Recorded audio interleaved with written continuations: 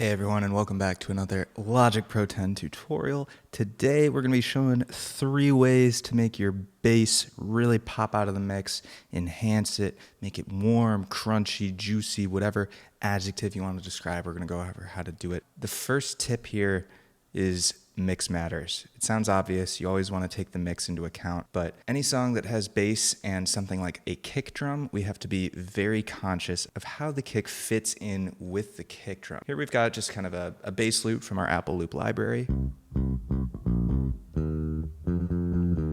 We've got a little drum beat. And what we're going to do here is just open up an EQ on both of these and kind of look at where these bass frequencies actually sit.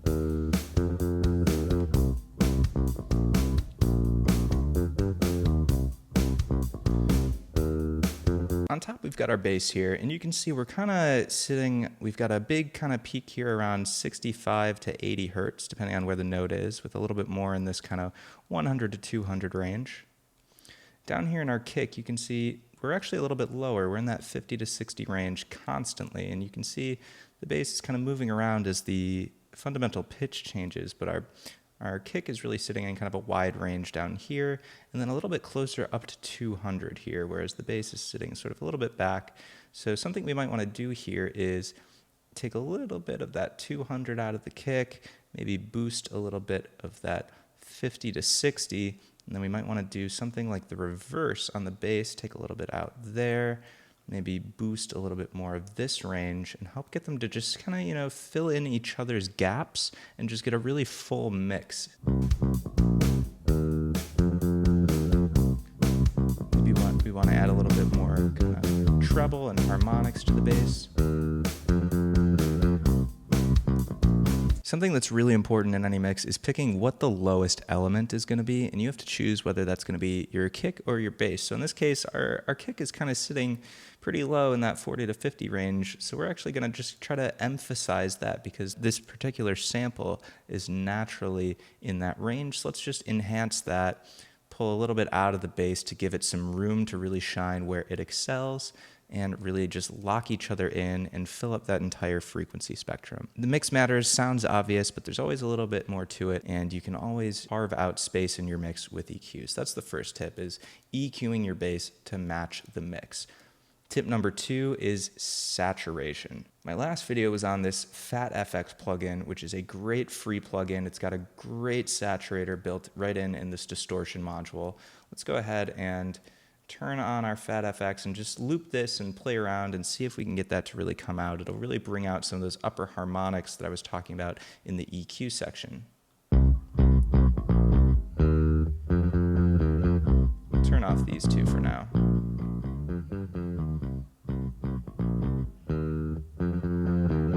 This isn't the only option though. This is a free stock option, but there's lots of other great saturators on the market. A great free saturation plugin is called the Saturation Knob by Softtube. It's super easy to use. There's just a few different modes here: keep high, neutral, and keep low. Let's try this keep low one because we don't want to add too much kind of static-y treble frequencies on our bass. Let's just hit play and turn the knob. Add some really nice distortion. We can be subtle with it, we can be really extreme if we want to kind of really overdrive and bit crush a little bit. But just a little bit really makes a big difference when it sits in the mix.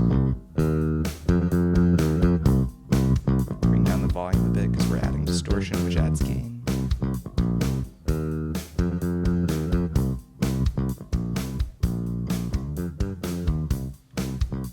So 2 more great options that cost a little bit of money are Soundtoys Decapitator. This is a really versatile distortion plugin, and you can get a very wide range of sounds from it if we just kind of go through the presets. There's a whole bunch of bass ones already. Let's try this Beefy preset. Off. Just a little bit of drive. Play with the tone.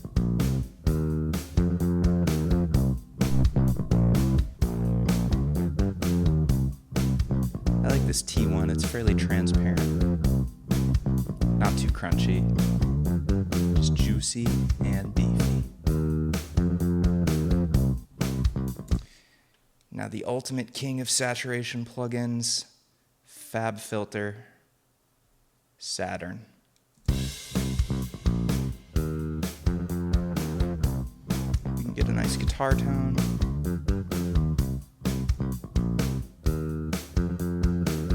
You can get some tape saturation.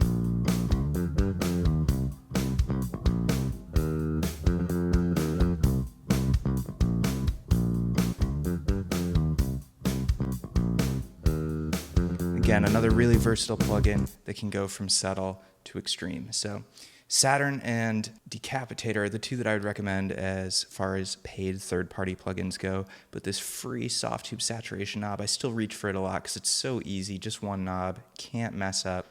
And the Fat FX, of course, is one of my favorite stock plugins in Logic. Now, along with saturation, kind of compression goes hand in hand because you need to make sure that your compressor is working with your distortion so that nothing gets really too extreme. You don't get any digital clipping, anything like that. So it's good to have a nice kind of compression going on. Let's go with something fairly transparent like a Studio VCA in the Logic stock compressor. We'll turn off distortion, turn on our plugin, turn up our threshold, aim for maybe in the 5 dBs of reduction, turn on our makeup just a little bit, turn down our ratio a little bit. Nice compressed bass, throw on something like our Fat FX.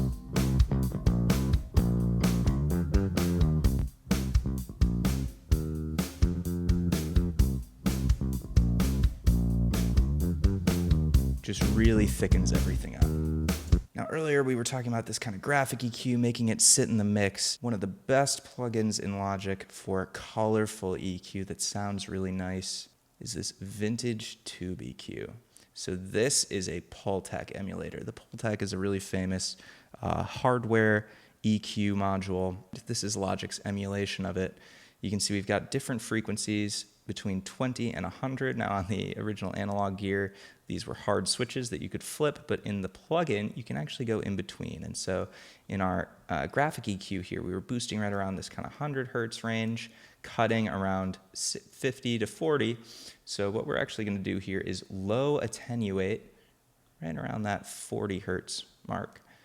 Then we might duplicate this and do a little bit of a boost at that 100 hertz. And let's just see how this sounds off and on. It's subtle, but it's clean, it's colorful.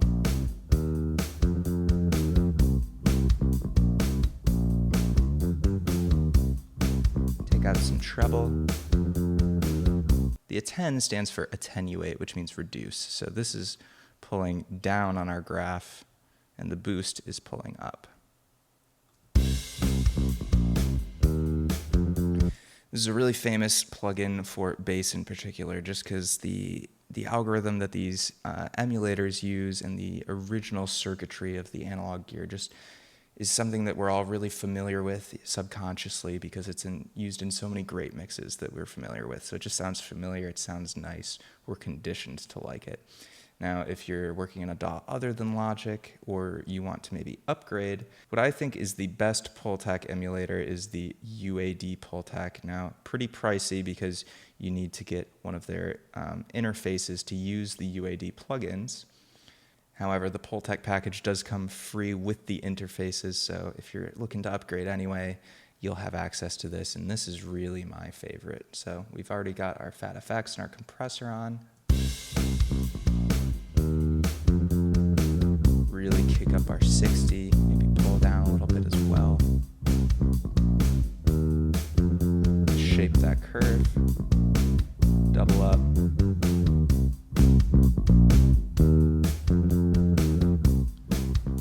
Pull down in that 60 range, pull down in that 30 range.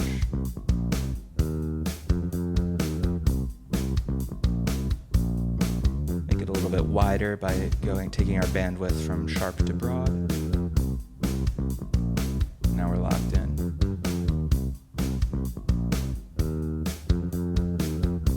And that's it. I hope you enjoyed this quick tutorial, 3 quick tips. Just to recap, those were the mix matters, use your EQ Number two, saturation is key to really bringing out the subtle highs and treble in that bass and making it pierce through the mix. Through the use of the range of subtle to extreme distortion really helps the bass to sound larger, wider, and cut through in that difficult to hear low end. Because don't forget, human hearing gets worse as we go from around 100 hertz down to 20 hertz, which is the sort of absolute low of human hearing. And keep in mind, a lot of consumer speakers can't even create sounds below around that 40 hertz range. Phone speakers, earbuds, they really don't produce a very good bass response. So we really want to just kind of increase that 60 to 100 hertz sweet spot while also giving a little bit of distortion to bring out some of that upper sort of phantom bass almost in those upper frequencies so that we can hear them on those smaller speakers and also just cut through the rest of that muddy region that a lot of instruments have conflicting interests in. The saturation, the mix, the vintage EQs, which again, adding colorful EQ. So we talked about the EQ in the mix. It's important to both choose your samples wisely in the mix as well as EQ them appropriately using something like a colorful vintage EQ emulation or even just a transparent stock graphic EQ. Everything works together. Mixing is simple, but it's not easy always. You have to use your ears, you have to practice, and your bass is going to be sounding fat and juicy in no time. I hope you enjoyed. Be sure to leave any comments or questions down below. Give the video a like. Subscribe to the channel for more Logic 10 and music production tutorials. And I hope you all have a wonderful morning, evening, night, whenever you may be watching this. And I'll talk to you next time.